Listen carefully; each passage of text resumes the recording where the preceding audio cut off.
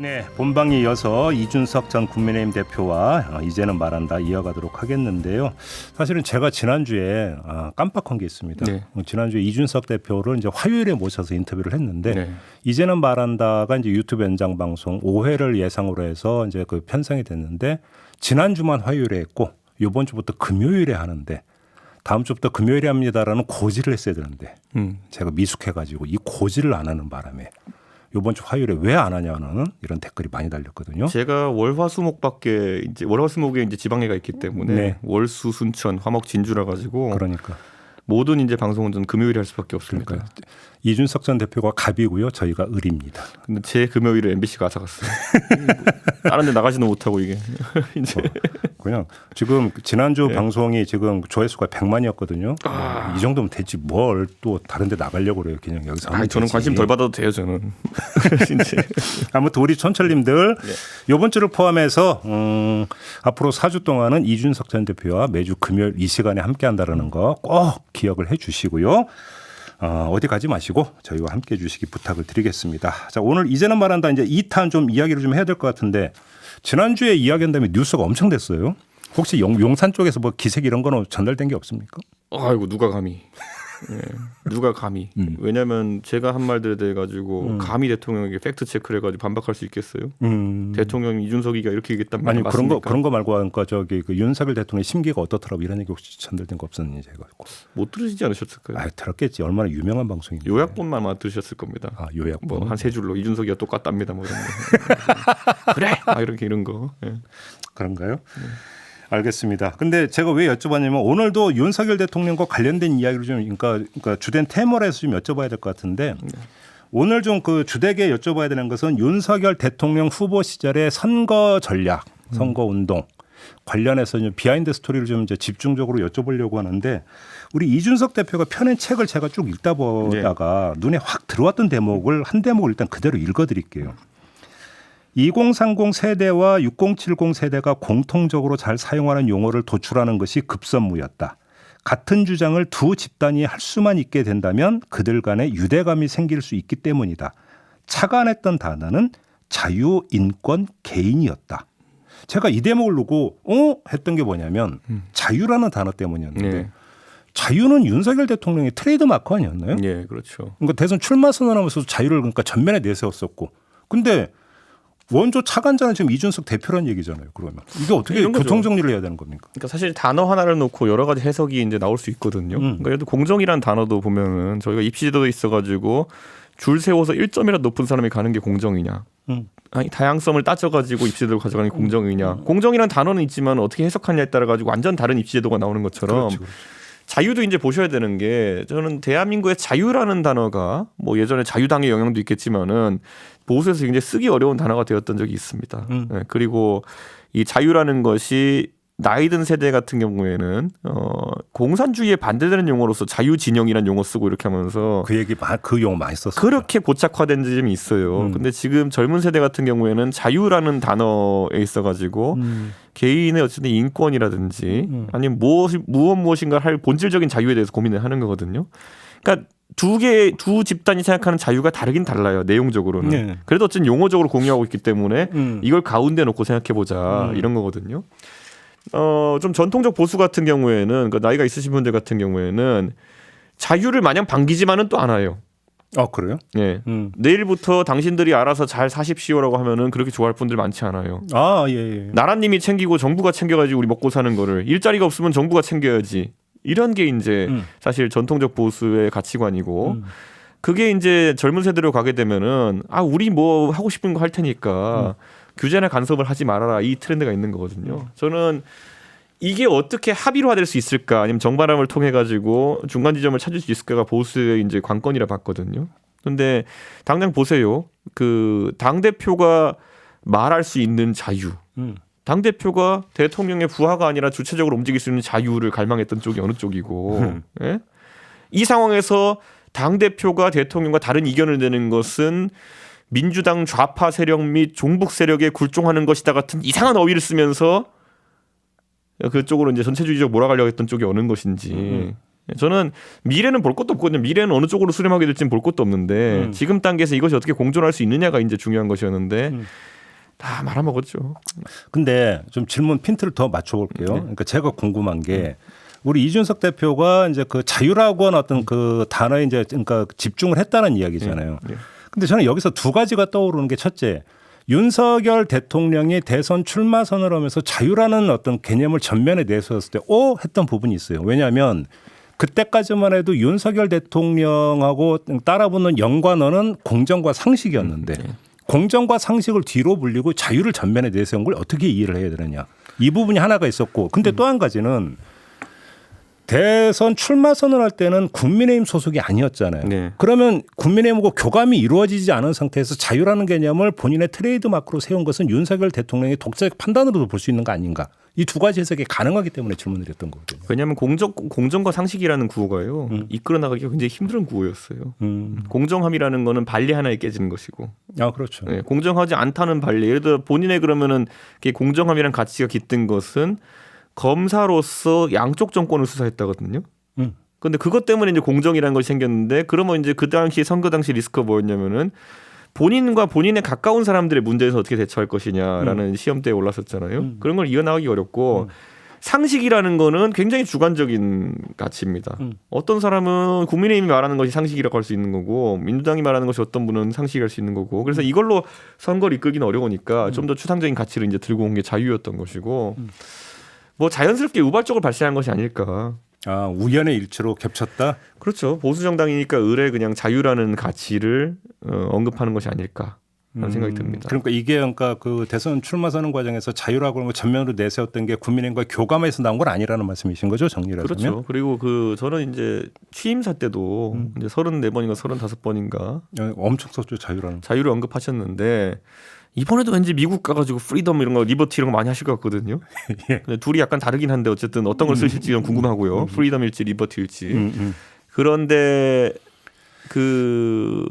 제가 이제 선거 끝날 때까지도 이제 이 부분이 명확하지 않아가지고 지방선 끝나고 이제 윤석열 대통령은 저를 만나지 않았다고 하지만 전 만났다고 하는 그날 제가 얘기를 했습니다. 이 자유라는 말씀을 너무 많이 하셨는데. 오. 구현을 어떻게 할지를 이제 저희가 고민해야 된다. 총선을 앞두고는. 그래서 제가 그때 언론도 보도됐지만은 상징적인 몇 가지 자유의 맛을 국민이 느낄 수 있는 지점을 만들어 보자.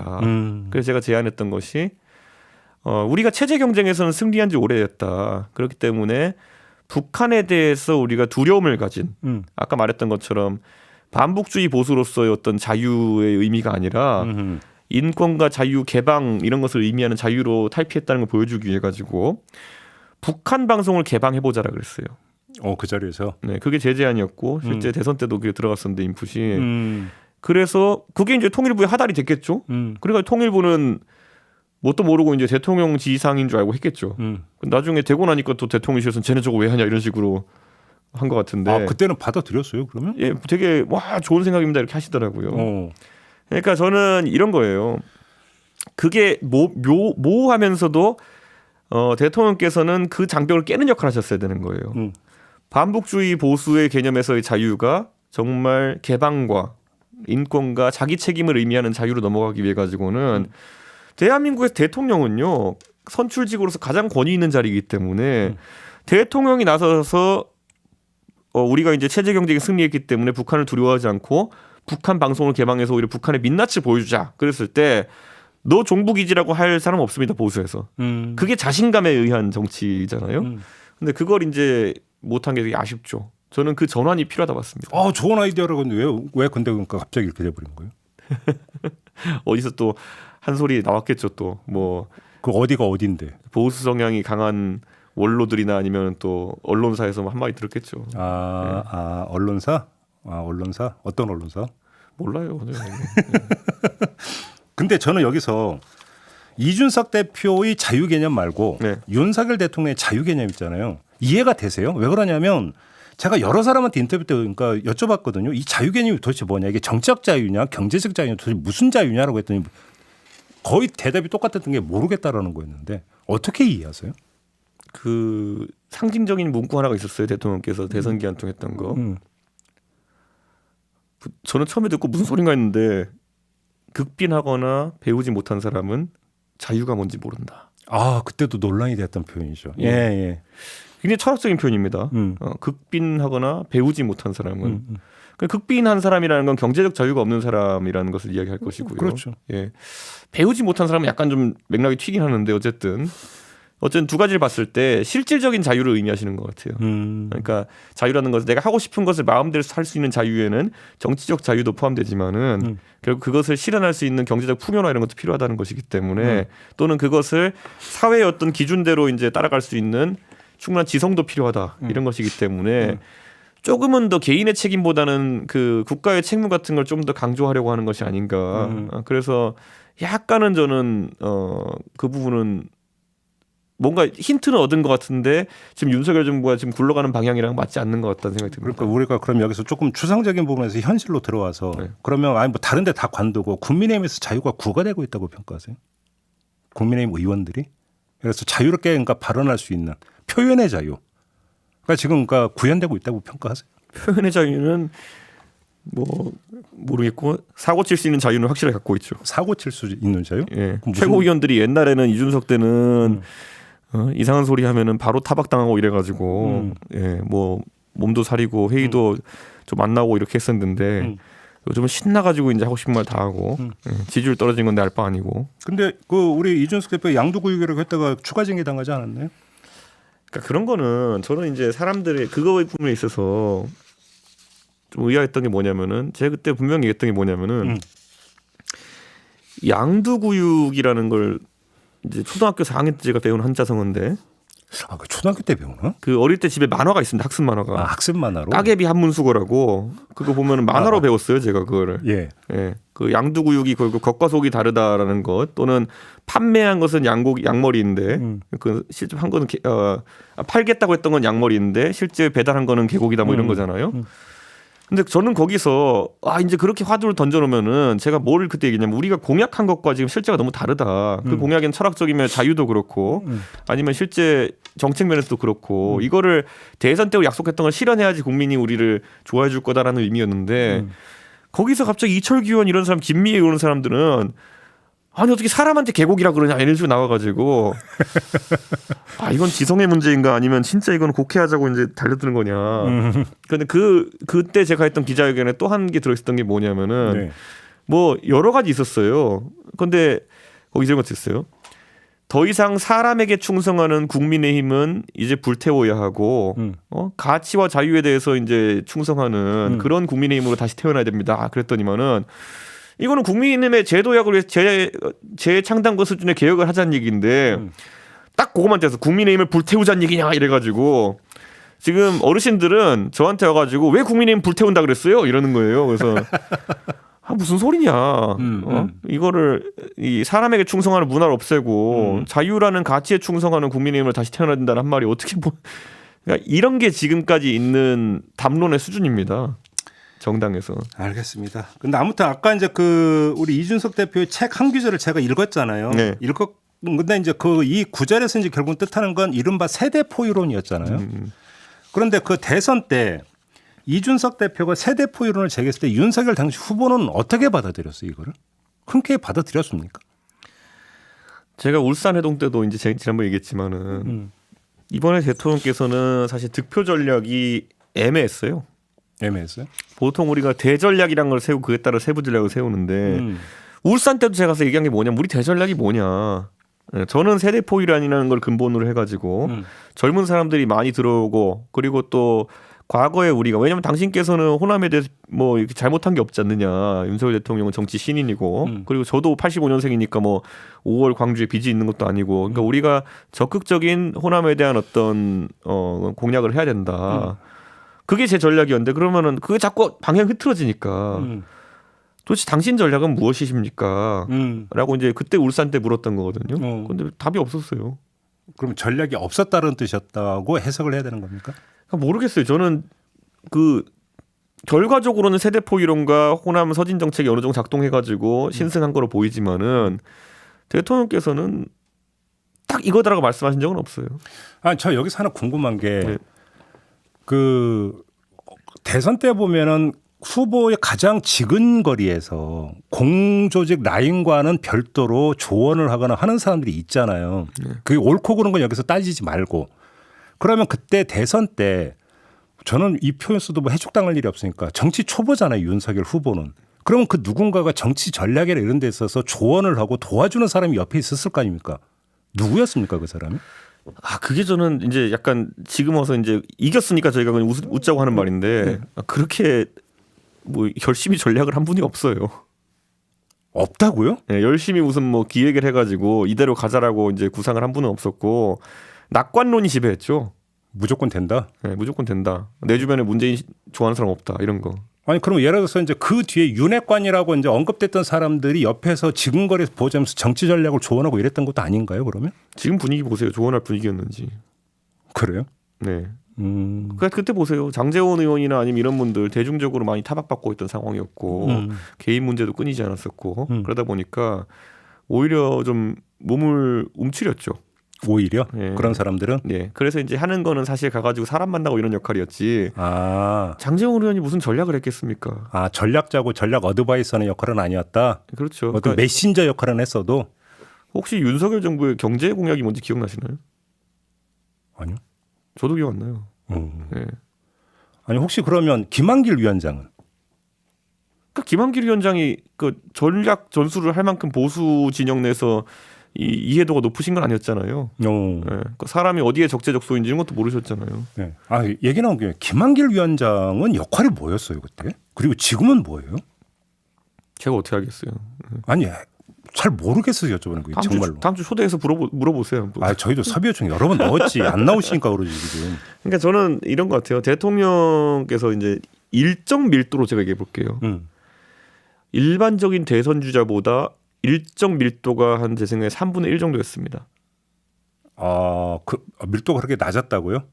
박근혜 대통령이 보통 유세할 때 제가 2012년 때 대선 선거 때 보면은 하루에 12개, 13개 일정까지 소화했었거든요. 네. 그러니까 강행군이었죠. 그런데 윤석열 대통령은 지금도 찾아보면은 지방 가는 일정은 하루에 한 2군데, 3군데 정도, 네, 그 정도였고 뭐 비공개 일정까지 해도 일정 밀도 확연히 낮았어요. 그럼 그 낙관론에 기초해서 그렇게 한 겁니까? 낙관론이라기보다는 그러니까 낙관론도 있었겠지만은 그 일정을 채운다는 게 쉬운 일이 아닙니다. 일정은 메시지랑 결합되는 거기 때문에 그렇지. 의미를 계속 만들어야 되는 거거든요. 그럼 주변 참모 중에 그 의미를 계속 만들 사람이 있었냐 했을 때 그다지 많지 않아요. 그래서 이제 그때 보시면 되게 특이했던 게 뭐냐면은 제가 당대표인데 언론 지분이 대선 후보보다 많았어요. 제가 왜냐하면 일정 밀도가 하루에 12개 이렇게 13개였으니까요. 그러니까 참 약간 당황스러운 그런 부분이 있었죠.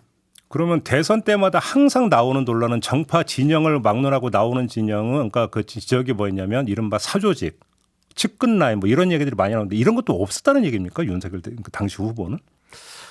아니면 그러니까 전혀 드러나지 않은 전혀 의외의 뭐가 있는 겁니까? 그러니까 그 사람들이 있어서 뭘 했다가 드러나면 그게 선거에 영향을 미치는 건데 그렇지. 누군가가 딱히 그런 영향을 미쳤다라는 것도 이제 전 이해하기 약간 어렵고 네. 제가 아는 일정 속에서는 그런 게 영향이 갔던 게 없어요. 그러니까 예를 들어 그분들이 뒤에서 이준석이 나쁜 놈입니다라고 해가지고 이준석 욕했을 수 있는데 그게 선거 때 드러나가지고 이렇게 되진 않았잖아요. 그러니까 선거에 영향을 미친 상황은 아니었으니까 그분들이 그 이후에 어떻게 했는지 몰라도 선거 때는 그분들 때문에 선거를 하기 어려웠던 건 아니고 아까 제가 일정 밀도 얘기했는데 그래서 많은 분들이 궁금해하는 게 왜 제가 대선 때 그러면은 후보한테 그렇게 아침에 지하철 인사 좀 해보십시오라고 했는지를 궁금해하신다면요. 아침에 6시, 7시부터 지하철 인사를 해야지만이 하루를 알차게 쓸 수 있는 겁니다. 대부분의 일정이 점심 먹을 때쯤 시작하는 상황 속에서 대선을 치를 수 없다 생각하기 때문이거든요. 예. 이재명 후보는 일정 밀도 굉장히 높았어요 그때. 요 질문 이것까지 이어갈게요. 그러니까 윤석열 대통령이 대선 출마하기 전부터 주변에 어떤 그 보좌 그룹이 있다 주로 그러니까 법조인 출신의 이런 이야기가 있었고 서초동 비선 캠프 이야기도 나온 적이 있지 않습니까? 근데 이런 거예요. 그러니까 그 거기서 이제 농공 행상이나 이런 거 있어가지고 많은 고민이 있는 건데 예전에 김건희 여사 녹취록에 보면은 그 선거 우리가 다 했지라는 식으로 이야기한 게 있잖아요. 네 맞아요. 예. 사실 근데 대중적으로 봤을 때는 뭘 했지라는 생각을 하잖아요. 그러니까 그 소위 말하는 수면 위에 드러나지 않았던 사람들이 거기서 이제 괴리인 거죠. 그러니까 이제 저도 뭘 했는지 몰라요. 네, 선거 때 사실 무슨 일을 했고 그것 때문에 어떤 득표가 왔는지 모르겠는데 저희 공조직에서 뛰는 사람들은 어쨌든 기사화가 되고 그걸 바탕으로 대중이 평가를 하잖아요. 그러니까 누가 어떤 생각을 바탕으로 선거 우리가 다 했지라고 하는지는 저도 지금 의문입니다. 그러면 공조직 이야기는 그 선대위 파동이 있었잖아요. 네. 김종인 위원장도 그때 해촉이라고 해야 됩니까? 뭐라고 해야 됩니까? 잘린 거라고 해야 됩니까? 뭐라고 해야 되는 겁니까? 아무튼 그런 일이 있었잖아요. 네, 그렇죠. 그러면 그때 윤석열 당시 후보를 조언하면서 이렇게 정리해야 됩니다라고 했던 사람은 그것도 오리무중입니까? 그러면 그건 윤석열 당시 후보의 독자 판단이었다고 봐야 되는 겁니까? 대통령이 인사에 대해서 뭐 조언은 많이 듣겠지만은 본인이 최종 판단은 항상 내리는 걸로 알고 있습니다. 그렇기 때문에 뭐 항상 책임과 결과에 대해서 벗어날 수 없는 위치고요. 그렇기 때문에 김종인 위원장이 했던 말들에 대해서 불쾌감을 느꼈다라고 알려져 있는데 뭐 그 중에서 뭐 연기만 해라 시킨 대로 해라 뭐 이런 것들. 예, 근데 저도 그럴 거라 봐요. 예, 대통령이 자존심이 센 분이기 때문에. 아, 대통령 스스로가. 예, 그러니까 그 제가 지하철 인사 그거 해야 된다고 할 때도 한 제가 알기로 공식적으로만 제가 권영세 의원하고 그때 권영세 의원이 사무총장이고 했으니까 선대 본부장 했으니까 제가 얘기한 것만 한 4-5번 됐을걸요. 그래요? 예. 그런데 그 중에서 에라 그러면 이제 더 이상 얘기 안 하겠다. 나 이제 모르겠으니까 선거 당신들끼리 알아서 해라라고 선언하니까 그날 아침에 가서 하신 거거든요. 그러니까 진짜 하기 싫었던 건 맞는 것 같고 제가 이거 하나 또 말씀드릴까요? 저 그때 제가 그 국회 본회의장, 국회 예결위장에서 그 따봉 인사 받고 다 같이 잘해보자 뭐 이런 식으로 해가지고 평택도 갔다 오고 이렇게 했던 날이 있었는데 그때 제가 선언했던 게 뭐냐면요. 의총장에서 옛날에 김무성 대표가 2012년 선거에서 그랬던 것처럼 저도 이제는 숙식을 당사에서 해결하면서 선거를 돕겠습니다. 기억나요. 그렇게 했어요. 기억나요. 한 달 동안 저한테 당사의 자리를 못 만들겠던 거 아세요? 왜요? 누가? 그리고? 그러니까 이게 진짜 코미디인 게 당대표가 당사에 들어가가지고 집무하겠다는데 당사에 집무 못하게 막아세웠던 사람들이 바로 윤핵관입니다. 왜? 이유가 뭐예요? 이유가? 당사에 있어서 이준석이가 돌아다니면은 본인들이 하는 일이 다 노출이 되고 나중에 그게 얼마나 부담스럽겠습니까? 그럼 따로 움직였다는 얘기잖아요. 결국은 그 얘기는. 그러니까 이게 얼마나 웃긴 거냐면요. 나중에 저한테 연락이 오더라고요. 그때 대선 캠프에 보면은 여러 이제 그때는 당사를 여러 사무실 쓸 수가 있어요. 저희 당사가 있는 곳이 이제 남중 빌딩이라는 곳이고 거기가 원래 당 대표가 집무하는 곳이에요. 그런데 거기 그 옆에 보면은 대합 빌딩이라고 임시 사무실을 쓰는 곳이 있거든요. 네, 그 빌딩도 유명한 빌딩이죠. 그렇죠. 근데 대합 빌딩 1층에 이제 김한길 위원장 사무실이 있었어요. 그건 제가 이제 당사에서 이제 집무를 하겠다. 그러니까 사무실에 그 배치해라라고 제가 이제 총무국에 지시를 하니까 총무국이 자꾸 빼는 거예요. 당 대표 지시를 안 들어요. 뭔가 봤더니만은 이제 후보 측에서 이제 이준석이 당사에 방주면 안 된다 했다는 거예요. 그래요. 그래서 저한테 대합 빌딩에서 이제 그러면은 그 숙식을 하시면서 이거 하시면 안 되냐 그래요. 제가 엄청 화가 났거든요. 내가 무슨 서울에 잘 곳이 없어가지고 거기 가는 줄 아느냐. 당사에서 선거 있어가지고 상징적으로 당대표가 열과성을 다해서 지휘하는 것이 의미가 있기 때문에 하려는 것이지. 그래서 한 달 동안 에라 모르겠다 하다가 그냥 나중에 포기했어요. 나중에 이제 민주당에서 그때 누구였지? 민주당에 그때 사무총장 하시는 분이 누군지 모르겠는데 그분이 저한테 막 엄청 화가 나신 거예요. 이준석이 무슨 뭐 그 당사에 숙식하면서 지휘하겠다 하더니만 뻥이었다.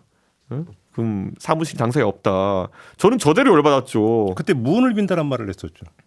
언제 했었지? 뭐 하도 많이 해가지고. 예. 그때 이것 때문에 온 거 아니었어요? 이거 때문이라기보다는 잘해봐라 뭐 이런 뜻 아니에요? 예, 그 저거겠죠.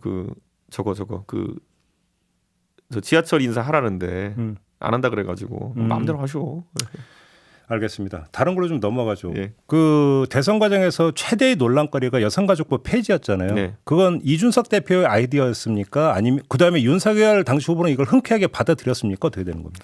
여고 폐지와 모든 젠더 담론에 어쨌든 씨를 뿌린 건 저고요. 예. 그리고 그 안에 이제 보면 청년 보좌관이라는 사람들은 저의 영향을 강하게 받기 때문에 제 거에서 보통 튀어나옵니다. 그런데 이제 그걸 하기로 시점된 시점이라 이런 거는 결정된 시점이라 이런 거는 저와는 상의가 없었어요. 그래요? 예, 그 뭐 갑자기 결정된 시점이라는 게 이제 공개적으로 공약으로 내거는 거 말씀하시는 페이스북에 뭐 7글자 쓰고 이런 날. 7글자 올라가는. 예. 예, 그날은 저한테 뭐 미리 하겠습니다라든지 이거 합시다라는 얘기를 안 하고 그냥 한 거거든요. 그래요? 예, 예. 아니 이 한 줄 공약도 그 이준석 대표의 아이디어로 알려졌었던 것 같은데. 제가 한 건 아니었습니까? 아니에요, 그거는. 그건 예. 아니에요? 예. 저는 한 줄 공약 같은 이런 거 형식보다는 저는 내용을 많이 챙겼기 때문에 59초 쇼츠는 제가 이제 한 거 맞고요. 그럼 여성가족부 폐지라고 하는 것이 올라갈 때는 이준석 대표는 전혀 몰랐고 전혀 몰랐을 뿐더러 저는 뭐 이런 거죠. 그래서 뒤에 이제 달파 멸콩 이런 거 예. 저는 이런 거 절대 전 싫어하거든요. 약간 보면은 멸공이라는 말 해가지고 이게 젊은 세대의 표를 가져오는 방식이 한다 그러면 저는 아닐 거라 보거든요.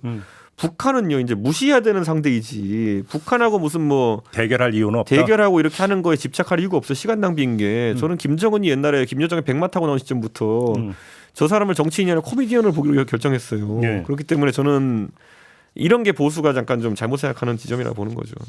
그 이수정 교수하고 신지혜 씨를 영입한 거 예. 이건 누구 작품이었습니까? 그거야 이제 어떤 한심한 사람이 20대 남성표를 가지고 있다고 착각하고 그럼 20대 여성표를 불러 모으자 해가지고 이제 프랑켄슈타인 같이 이제 그런 식으로 전략을 짠 건데 누군지는 아직도 확인이 안 됩니다. 그래요? 누가 그것을 실제로 감행하기로 했는지. 김한길 위원장님이 저한테 한번 귀뜸을 해주더라고요. 뭐라고? 신지혜 위원장을 이제 데리고 오려고 하는데 어떻게 생각하냐. 뭐 이런 식으로서는 뭐 다 알아서 하십시오. 그땐 자포자기 상태이기 때문에 예. 저는 뭐 알아서 하십시오. 당신들끼리 뭐 이렇게 했던 상황이었는데 그 생각을 하는 시점에서는 이미 지금도 생각나지만은 손쓸 수가 없을 정도로 자만론이 강했었죠. 근데 지금 그 말씀에서 드러나는 것처럼 공조직 라인 말고 윤석열 후보 주변에서 뭔가를 기획하고 전략을 짜고 뭘 움직이는 인사나 그룹이 있으니까 이런 현상이 벌어지는 거 아닙니까? 그럼 제가 특정을 못 하겠다니까요. 특정을. 그러니까 왜냐하면 저도 이제 보면 누가 무슨 조언을 했다 그러면 저도 나름 당대표니까 정보가 있으니까 이렇게 들을 텐데 제 선에서는 별로 그렇게 뭐 그럴 만한 멘토나 아니면 원로로 갈 만한 인사가 보이지도 않고 네. 예. 그렇다고 해서 또 무슨 대중이 말하는 것처럼 무슨 뭐 머리 긴 사람이 무슨 뭐 조언했다느니 이런 거는 아무래도 아닌 것 같고. 머리 긴 사람. 예. 머리 긴 사람 누구예요? 몰라서 여쭤보는 거예요. 유도신문 하지 말고요. 저 좀 머리 좀 약간 좀 긴 것 같은 자를 때가 된다. 수염이 긴 거죠. 그런 거 아니에요, 그거는. 예. 그래요? 예. 머리 긴 사람이 그럼 좋아하는 것도 아니다? 아니 그분은 그러니까 제가 이제 보면은요 많은 분들이 이게 머리 긴 분에 대해 가지고 어떤 역할이냐 하시지만은 예. 제가 그분 방송을 막 들어보면은요 생각보다 이제 그냥 일상적인 정치 평론을 하세요. 네. 그분이 옛날에 하신 정치 평론 보면은 뭐 이준석이랑 잘해야 된다 뭐 이런 것도 있어요. 그렇기 때문에 뭐 그분이 그냥 한 제가 봤을 땐 100가지 말을 투척해 놓고 그 중에 한 20가지 걸리면은 내가 맞는 말했지 이런 타입인 것 같거든요. 예, 그런 분들 있어요. 다작하시는 분들. 그러면 지금 세간의 윤석열 대통령 부부와 그 머리 긴 분의 관계가 되게 과대 포장되어 있는 측면도 있다고 보시는 겁니까? 약간 저는 거기서 건질 게 그렇게 많지 않거든요. 정치하는 사람이. 그러면 혹시 그거 아세요? 손바닥 왕자가 어떻게 나오게 된 건지 얘기 들었어요? 그것 들은 게 많은데 설이 너무 많아가지고. 아니 일단 그럼 질문을 바꿀게요. 그러니까 주민이 네. 그러니까 같은 아파트에서는 주민이 얘기했다는 건데 그게 맞습니까 아닙니까? 어떻게 파악하고 계세요? 그걸 저는 직접 뭐 후보한테 확인할 수도 없고 그거는 어쩔 민망한 상황이잖아요. 그거는. 근데 그 주변에 있는 사람한테 들어봤는데 주민은 아닌 것 같고. 주민은 아니고? 네, 주민은 아닌 것 같고. 예. 그럼 누구? 사실 이게 그리고 경호하시는 분들 다 알겠지만 그 주민이 아침에 나가는데 그렇게 할 수 있는 동선이 잘 안 나옵니다. 그러니까. 예. 바로 그때도 이게 가능한 얘기냐 그 얘기 많이 저는 했었죠. 그거는 제가 그냥 안 믿고요. 제가 그거는. 예. 그런데 뭐 본인이 대선 후보로서 저는 그냥 그때 그렇게 이야기를 한 게 본인이 대선 후보로서 처음 이제 TV 토론 같은 거 나오고 이러는데 불안감이 극심했을 테니까 네, 스스로 판단했겠지. 설마 그걸 남이 써줘서 했겠냐. 아니 근데 왜 손바닥에 왕을 왜 쓰느냐는 또 이건 얘기에 다른 거잖아요. 우리 대선 후보 중에 빨간 내복 입었다고 하시는 분도 있어요. 그러니까 그거랑 뭐 제가 봤을 때는 불안하면 이래서 그러니까 안정제를 하나 드실 수도 있고 여러 가지 방법이 있는데 청심 하나 드실 수도 있고 왜 하필이면 손바닥 왕자냐 이걸 여쭤보는 거잖아요. 해서 뭐 이득 본 적 있었나 보죠. 그거는. 그럼 처음이 아니다? 아니 그거 원래 다 했던 대로 뭐 행운의 가방 이런 거 있잖아요. 저도 행운의 가방 메고 다닙니다. 예. 제가 미신을 믿어서가 아니라 괜히 그런 느낌이 들어서 그렇게 하고 다니는 거거든요. 아니, 저는 거기서 제일 의아했던 게 그게 토론 때 이제 나온 거잖아요. 네. 그러면 토론 전에 이제 분장도 하고 네. 준비 과정에서 실무진들이 봤을 거 아니에요. 손바닥 왕자를. 그럼 혹시 그러니까 물어보거나 뭐 지울까 이런 얘기도 했을 법한데 그냥 했다는 얘기는 의지가 강했다로 해석을 한 게 상식적인 거잖아요.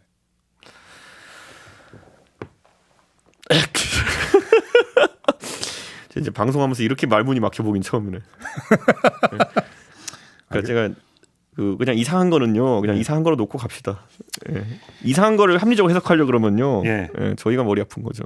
알겠습니다. 아무튼 그러면 그때 얘기로 돌아가서 여성가족부 폐지 공약에 대해서 예. 지금 이 시점에서 어떻게 그러니까 자평을 하세요, 우리 이준석 대표? 그러니까 이런 거예요. 그러니까 그 여성가족부 폐지 논란 같은 경우에요. 제가 예전에 대표면 여성가족부와 통일부를 이제 없앨 때가 됐다고 얘기했었거든요. 맞아요. 그럼 저는 거기에 최대한 근거를 갖다 붙이려고 했어요. 뭐냐면 여성가족부는 김대중 대통령 시절에 그 당시 여성 인권이라는 것이 정말 문제가 많았을 때, 그러니까 그런 차별이 심했을 때, 그럴 때 호주제 폐지라든지 이런 걸 특임으로 맡아가지고 했던 특임 부처다. 근데 이게 영속적으로 가기는 지금 일감이 너무 없어가지고 계속 무슨 뭐 청소년 게임 문제나 이런 거 건드리고 이상한 방향하고 이제 일을 만들어내는 과정까지 갔다 이제 보면은 뭐 일이 있어서가 아니라 그렇기 때문에 이제는 수명이 다 했다 보고 위원회 형태나 이런 걸 전환하자. 통일부 같은 경우에도 이게 특임 부처로서 이제 존재했던 것이지 지금 상황에서 통일부가 외교부에 맨날 밟히고 이러면서 제대로 역할하지 못하는 그런 상황 아니냐. 그래서 효율적인 정부를 구성하기 위해서 이렇게 하자라는 제 나름의 논리를 대가지고 한 거거든요. 이건 띡 해가지고 이건 여성가족 폐지한 다음에 아무 게 없어요 이제. 거두절미하고 딱 7글자. 그러니까 저는 효율적인 정부 구축을 위해서 수명을 다한 부처를 없애자라는 취지였는데. 네. 이게 그러니까 저는 공약이라는 것이 좀 빈약해 보였다 그때. 그래서 지금도 약간 뒤에 그러면 이제 이런 거죠. 여성가족 폐지를 공약했으면은 정부 조직법을 처음에 정부 출범하고 나가지고 걸었어야 돼요. 그렇죠. 그랬으면은 우리가 했는데 민주당이 의석수가 많다고 받아주지 않았다라고 지지층에게 얘기할 수 있는 거거든요. 그렇죠. 근데 정부 조직법을 손을 안 댔어요. 왜 그랬다고 생각하세요? 지금 와가지고 보훈처 이제 뭐 장관으로 승격한다는 이런 것만 바꾸려고 하거든요.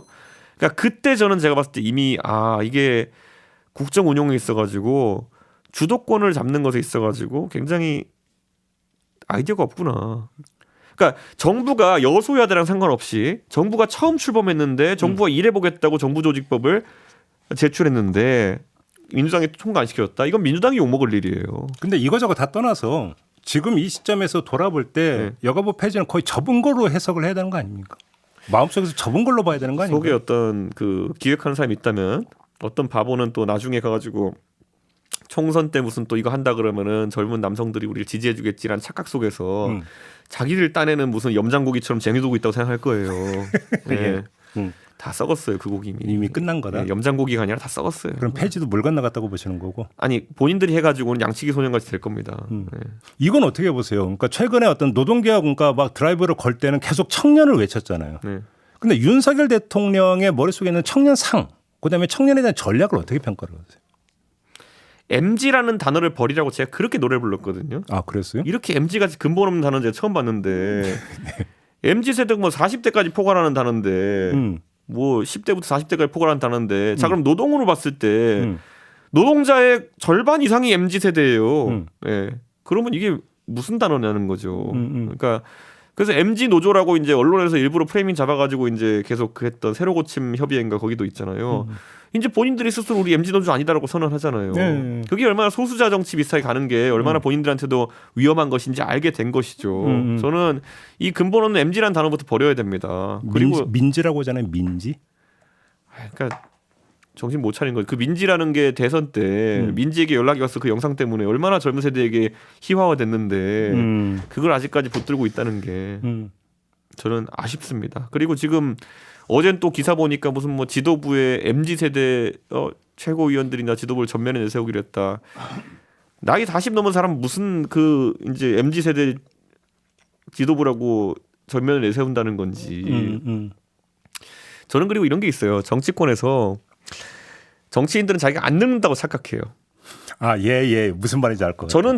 저는 자각을 해요. 제가 이제 저도 나이 39이고 제가 그래서 제가 당대표 할 때부터 저 청년자 들어가는 거 진짜 하기 싫어했거든요. 한 20대 초중반쯤 되면 뭐 청년이고 이런 얘기 하는 거지. 나이 40 다 돼가지고 무슨 청년 정치인이금 절대 그런 말 쓰지 말라고. 저는 청년 당대표 아니 당대표 하는 거다. 그리고 제가 지금 가가지고 20대랑 얘기한다는 거는 저랑 60대랑 격차만큼의 나이가 차이가 있는 거다. 무슨 소리 하는 거냐. 이렇게 자각을 하고 살아야 되는데 저는 그래서 이런 얘기를 해요. 요즘 요즘 대통령실에서 나온 얘기 들어보면은 나중에 그럼 젊은 세대 어떻게 공략하려고 하느냐에 대해 자기들 해법이 모 인사가 이렇게 얘기했다는 거예요.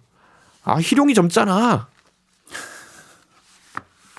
제가 중학교를 목동에서 다녀가지고요. 네. 제가 아는 38살쯤 됐던 국회의원 초선 희룡이는 따로 있고요. 지금 20대 사람들한테는요. 60대 장관이에요.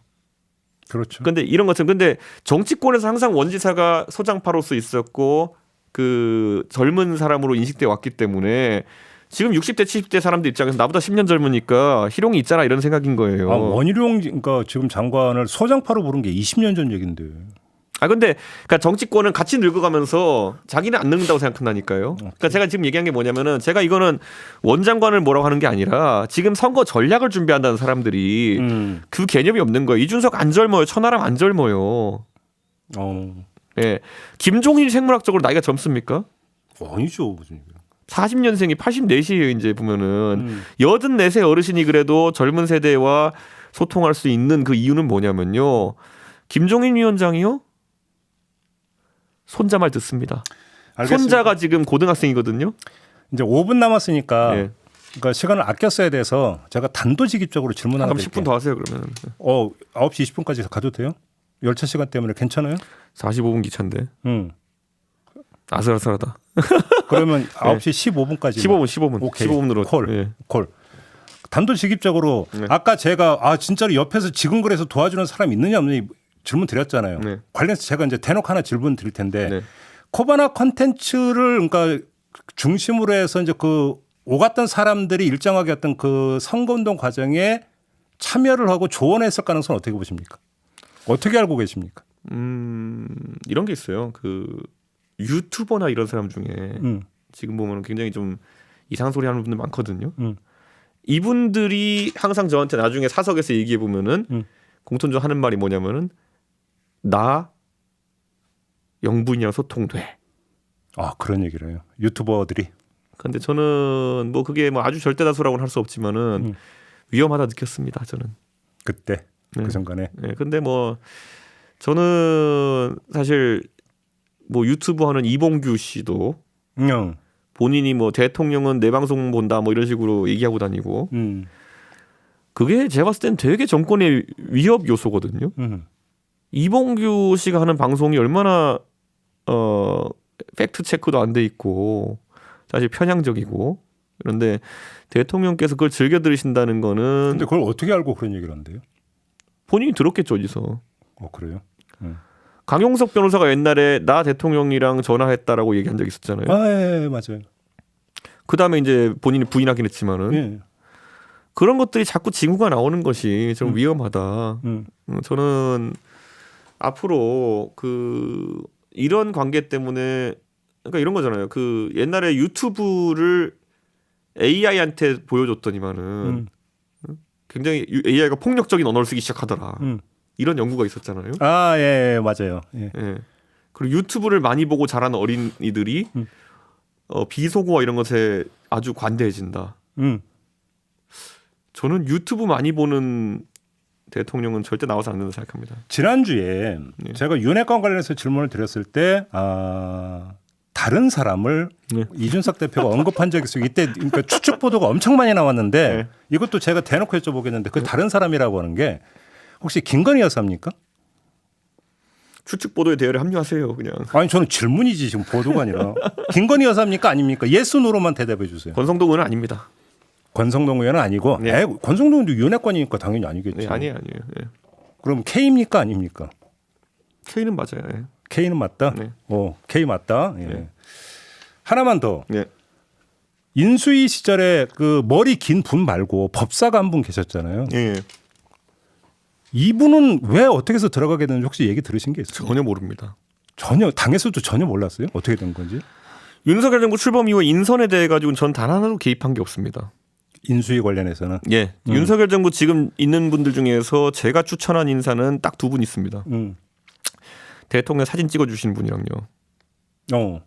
그리고 YS 대통령 손자. 둘밖에 없습니다. 그 둘밖에 없다. 네, 단 한 명도 추천한 적도 없고, 그래서 제가 추천할 만한 인사를 물어보신 적도 없고. 근데 당에서 추천한 사람이 엄청 들어갔다고 그때 보도 많이 나오는데 그건 이른바 윤핵관들이 추천한 겁니까 그러면? 이준석 추천만 나와보라 하세요. 예, 물어보지도 않았고요. 그래요? 예, 인수위원 추천한 적도 없고요. 장관 추천한 적 없고요. 행정관 하나 추천한 적 없습니다. 조금 전에 그 유튜버 얘기했잖아요. 네. 근데 그 대통령실에 들어갔던 사람 중에 그 몇몇 유튜버가 문제가 됐고 이제 사직한 사람들도 있지 않습니까? 네. 그러면 그것도 결국 아까 이야기했던 그 경로를 통해서 대통령실에 들어갔다고 그러면 해석하는 게 상식적이겠네요. 그러면? 그럴 수도 있고요. 더 심각한 건 뭐냐면요. 실제 유튜버들이 방송해줘가지고 정권 창출했다고 착각하는 건 아닐까라는 우려가 있는 겁니다. 설마 진짜? 이 내부 총재는 당대표보다는 유튜버들이 낫겠죠. 그렇게 생각을 한다. 네. 아까 얘기하면서 그 김관희 와서 녹취록 얘기했잖아요. 네. 그때 우리가 다 했다라는 표현을 썼다고 그러니까 환기시켜 주시지 않았습니까? 네. 그 우리가 그러면 그 우리에는 김건희 여사도 있고 유튜버들도 있다 이렇게 해석하시는 겁니까? 그거는 김건희 여사 불러서 물어보세요. 나중에. 안 나오시니까 그렇죠. 예, 그러니까 제가 어떻게 합니까 그거는. 아무튼 해석. 예. 해석이라기보다는 이런 거죠. 김건희 여사를 저는 이거는 정권 차원에서 리스크라 보는 게 김건희 여사를 만났다고 본인이 주장하는 사람이 너무 많았어요. 그래요? 네. 그런데 저는 그 중에 분명히 자가 발전한 분도 많았을 것이고요. 뭐 있을 수 있겠죠. 예, 김건희 여사랑 적극적 소통이 된다고 주장하는 분도 많았고요. 뭐 옷깃만 스쳐놓고도 그랬을 수도 있고 경우에 따라서는. 일부러 기자들이랑 밥 먹을 때 대통령한테 전화 걸고 다시 콜백이 오게 만들어가지고 본인이 대통령과 아니면 영부인과 친분이 있다는 식으로 작업 쳤던 사람도 있습니다. 그래서 콜백이 왔습니까? 왔다는 거 아닙니까? 그래서 그때 보면은 대통령 취임 후 얘기입니까? 전임 얘기입니까? 전에도 그렇습니다. 그러니까 인수위 시절에 그때도 아니면 그랬고 대선 후보때도 때도 그랬습니다. 그러니까 그런 어떤 분들이 그 유튜버 얘기하는 겁니까 지금 그게? 유튜버보다는 뭐 제가 특정하지는 않겠습니다. 예. 그런데 어쨌든 굉장히 그러니까 이 아무래도 대통령께서 또 영부인께서도 이 정치권의 그런 사람들한테 많이 이용을 안 당하셔서 그런지 예? 왜냐하면 검찰총장은 좀 무서운 존재니까 그때까지는 그런 사람이 없었을 것 같은데 굉장히 그런 어떤 작업을 많이 한 사람이 많았고요.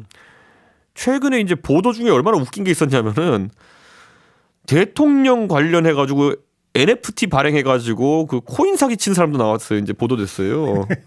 저는 이런 거 앞으로 정권에서 관리 잘해야 되는데 전 특별감찰관도 꼭 만들어야 되고요. 왜 임명 안 한다고? 저는 굉장히 중요하다면 특별감찰관 꼭 만들어야 되고 어떻게든 이 주변의 인사들 지금은 자기들이 총선 때나 아니면 뭐 공기업 한 자리 할 수 있을 거라 생각해서 조용히 하고 있는 분도 있겠지만은 나중에 이 사람들이 3선 간호 4선 간호 합니다. 다 이 사람들입니다. 나중에 가면은 예전에 박근혜 대통령 시절에 박근혜 대통령에 대해서 폭로의 길을 이어나갔던 사람들이 누구였습니까? 제일 가까이 있던 사람들이거든요. 알겠습니다. 저는 조심해야 된다 봅니다. 이제 4분 남았으니까 아껴 써야지. 그 조수진 그때 공보단장한테 격분하셨잖아요. 예. 그게 그렇게까지 꼭 격분했어야 되는 일입니까? 격분해야죠. 그래요? 네, 왜냐하면 공보단장이라는 사람이 사실 이런 거잖아요. 선거 때 보면은 이기기 위해서는 어떻게 그 질서를 갖추냐가 되게 중요하거든요. 근데 나는 대표 말하는 대표가 상임선대위원장인데 상임선대위원장 말 안 듣고 후보 말만 듣겠다. 똑같은 개념이거든요. 나는 후보랑 직거래하고 친소관계를 가져가겠다. 죄송하지만 그러니까 그 질문은 여러 가지를 종합해 볼 때 우리 이준석 대표가 대선 과정에서 계속 따당했다는 얘기밖에 안 되는 것 같은데 맞습니까? 제 생각에 뭐 조수진 의원이라고 그렇게 뭐 아니 아까 뭐 그러니까 그 저기 뭐냐면 잠자리 마련하는데 뭐 총무부에서 거부했다부터 시작해서 다 종합을 해보면 그런 거 아닌가요? 그런 거 맞고요. 그런데 그래서 이제 보면은 근데 이걸 저는 지금 와서 제가 이제 해 보면은 저는 당 대표하면서 제가 대외적으로 인지도가 있고 제가 나가면 이제 집객이라고 보통 하죠. 우리 당에서 유세를 나갔을 때 후보 말고 자체적인 집객이 되는 사람이 저밖에 없었어요. 그러니까 독립 단위로 움직여서 제가 기사가 나고 집객이 되는 사람이. 그래서 저는 애초에 선거 승리를 위해서는 내가 같이 다녀가지고는 효율이 떨어지겠구나 판단을 제가 한 거예요. 네, 그래가지고 저는 제 몸 축내가면서 후보는 3군데 다닐 때 12군데 다니면서 이제 선거운동 한 거거든요. 알겠습니다. 그래서 이제 항상 제가 그때 얘기했잖아요. 후보는 환호받는 곳을 가기 좋아했다. 영남 일정 위주로. 그러니까. 저는 호남 일정이나 아니면 수도권 격전지 위주로 많이 갔고. 근데 그런 것들이 나중에 간신배들한테는 그 사이를 벌리는 좋은 계기가 됐던 거예요. 그래서 정치는 이제 선의로 하면은 꼭 나쁜 놈들한테 이렇게 당하는 것도 있다라는 거를 깨달은 그런 기간이었죠. 지금 요새 일정하신가 갑자기 그 장면이 떠오르네. 이제 그 열차 안에서 이제 다리 올렸던 그 네. 사진 한 장이 또 떠오르긴 하네요. 네. 뭐 그 열차도 열심히 준비했더니만은 그 저희가 사실 세계 최초의 열차 내 후보 인터뷰라는 걸 한번 시도해 보려고 2호차는 3호차는 언론 칸이었거든요. 또 거기서 우리 MBC 기자가 신수아 기자가 질문을 던졌죠. 언론중재법에서 어떻게 생각합니까?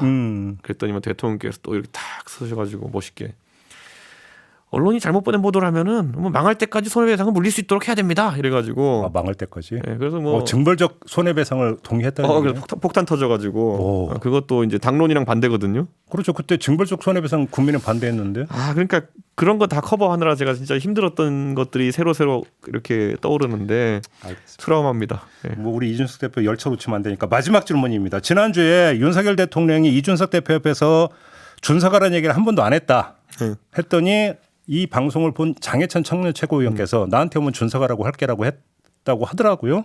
저는 이제 아까 양두구육했더니 내가 개고기야 이런 식으로 하는 사람들은 지성의 문제가 있는 것처럼 제가 대통령한테 그러면 준서가 소리 듣고 싶어서 그 말을 했다고 생각하는 거면은 장해찬 최고위원이 지성의 문제가 있는 것이 아닌가. 알겠습니다. 그래서 제가 항상 얘기하자면 너나 잘하세요. 네, 장해찬 최고위원. 알겠습니다. 예. 또 열차 시간이 있으니까 오늘은 이 정도로 가름하고 다음 주 금요일을 기약하면서 마치겠습니다. 예, 감사합니다. 수고하셨습니다. 예. 네, 이준석 전 국민의힘 대표와 함께했고요. 저도 물러가겠습니다. 고맙습니다.